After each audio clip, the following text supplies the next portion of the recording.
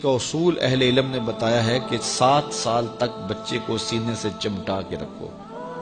7 سال سے لے کر 14 سال تک بچے کو غلام بنا کے رکھو.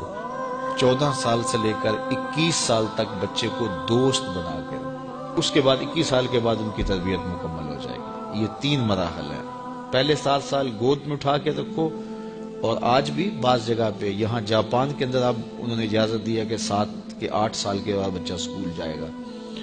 پہلے 10 سال تک غالباً ان کا تھا، 10 سال تک وہ اسکول نہیں جانے دیتے تھے بچے کو، کہ ماں ہی تربیت کرے. سب سے بہتر تربیت کی درس گاہ، آماج گاہ یہی ہے ماں کی آغوش.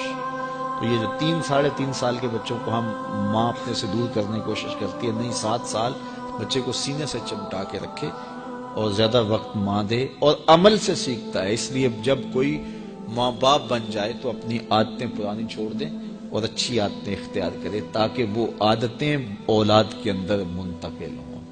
الوالد سر لابیہ، عمومی قاعدہ یہ ہے کہ والدین کا عکس ہوتی ہے اولاد، والدین کا راز ہوتی ہے اولاد. بہت سارے لوگ آتے ہیں ہمارے پاس، جناب یہ ہمارے بچوں کو کوئی تعویذ دے دو، کوئی ان کے لیے دم کر دو، ان کو اپنا مرید بنا لو، ان کو اپنے پاس رکھ لو، ان کو اپنی صحبت میں رکھو.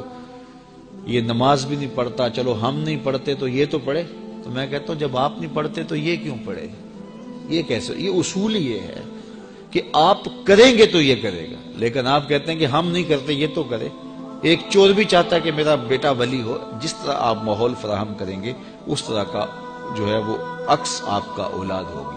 حضور نے فرمایا ہر پیدا ہونے والا بچہ فطرت اسلام پہ پیدا ہوتا ہے، فطرت سلیمہ پہ پیدا ہوتا ہے. اب اس کے ماں باپ اس کو عیسائی بناتے ہیں، اس کے ماں باپ اس کو یہودی بناتے ہیں، اس کے ماں باپ اس کو مجوسی بناتے ہیں. تو یہ عمومی طور پہ ماحول اس کو فراہم کرتا ہے، لیکن فطرتاً اگر اس کو کوئی سبق ماں باپ کی طرف سے نہ ہو تو وہ فطرتاً اسلام پہ ہو.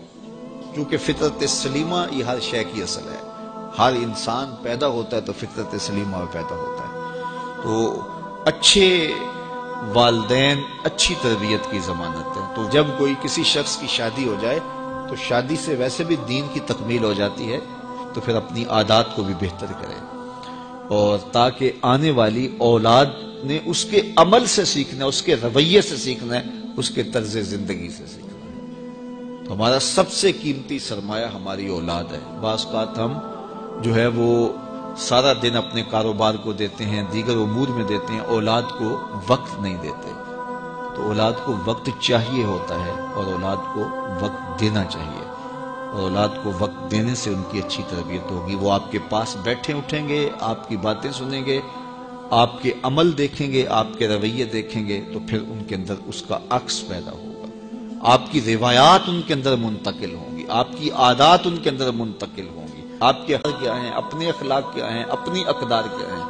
اگر وہ صالح ہیں تو صالح منتقل ہوں گی، اگر وہ صالح نہیں ہیں تو پھر جو ان کی عادات ہیں وہ ان کے اندر منتقل ہو پائیں گی. تو اس لیے ہمیں اولاد کی تربیت کرنے کے لیے سب سے پہلے اپنا جائزہ لینا ہوگا، اور پھر اس کو اولاد میں منتقل کرنا ہوگا.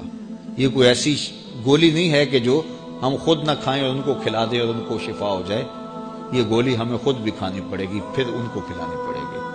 تو اس لیے قرآن نے کہا قو انفسکم واہلیکم نارا وقودھا الناس والحجارہ، اپنے آپ کو اور اپنی اولاد کو، اپنے اہل و عیال کو جہنم کی آگ سے بچا لو جس کا ایندھن انسان اور پتھر ہیں. اپنے عمل اتنے خوبصورت بناؤ، اپنے رویے اتنے پاکیزہ کر لو، اپنا انداز اتنا خوبصورت بنا لو کہ تمہارے رویے اور تمہارا انداز تمہاری نسلوں میں منتقل ہو، اور وہ بھی جہنم کی آگ سے بچ جائیں اور تم بھی جہنم کی آگ سے بچ جاؤ.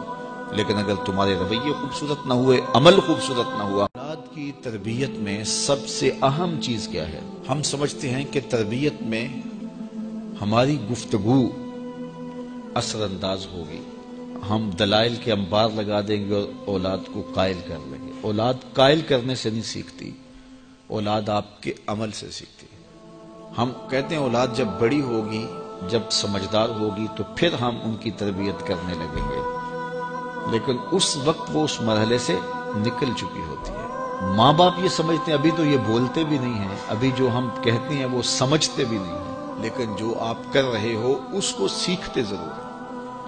جو نابینا ہوتا ہے اس کی آنکھیں نہیں ہوتی لیکن دیگر اس کے حواس زیادہ کام کر رہے ہوتے ہیں۔ جب بچہ بول نہیں رہا ہوتا اور بچہ جب سمجھ نہیں رہا ہوتا تمہاری گفتگو کو، تو اس کی کاپی کرنے کی جو حس ہوتی ہے، نقل کرنے کی جو حس ہوتی ہے، وہ بہت زیادہ ہوتی ہے۔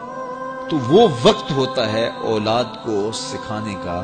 اس لیے میرے حضور نے ارشاد فرمایا کہ اپنے گھروں کو قبرستان نہ بناؤ۔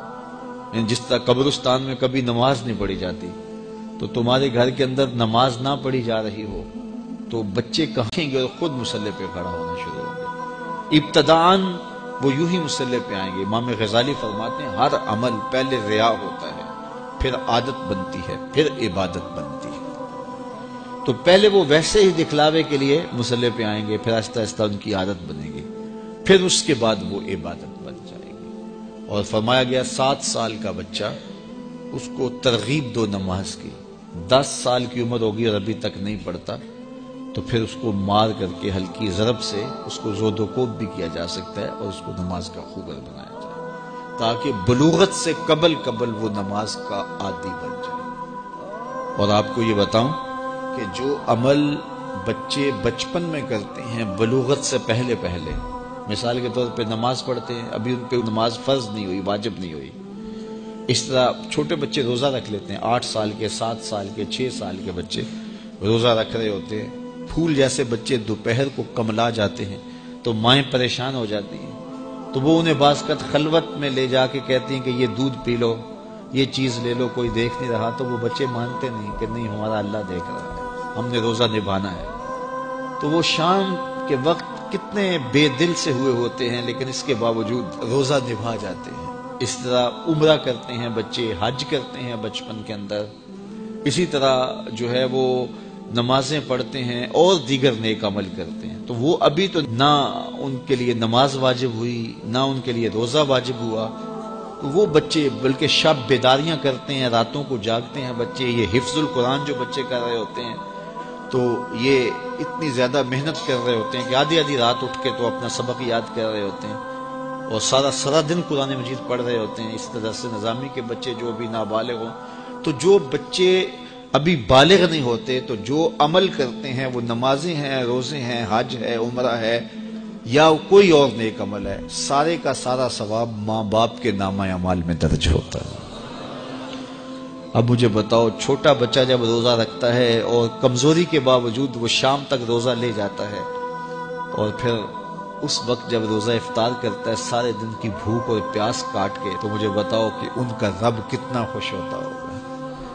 اور چونکہ نہ تو اس کے اندر کوئی تصنع ہے اور نہ کوئی اور بات، ان کا عمل ہی عمل ہے، اس میں خلوص ہی خلوص ہے، تو پھر وہ ماں باپ کے نامہ اعمال کے اندر وہ نیکیاں درج ہوتی ہیں۔ تو اولاد کو بچپن کے اندر آپ جو تربیت دیتے ہیں، تو وہ جو عمل کرتے ہیں، ایک تو ماں باپ کے کھاتے میں اس کا عمل، اور دوسرا بالغ ہونے سے قبل ان کی عادت پختہ ہو گئی، تو والدین کی ذمہ داری ہے کہ ان کو جو ہے وہ صالح تربیت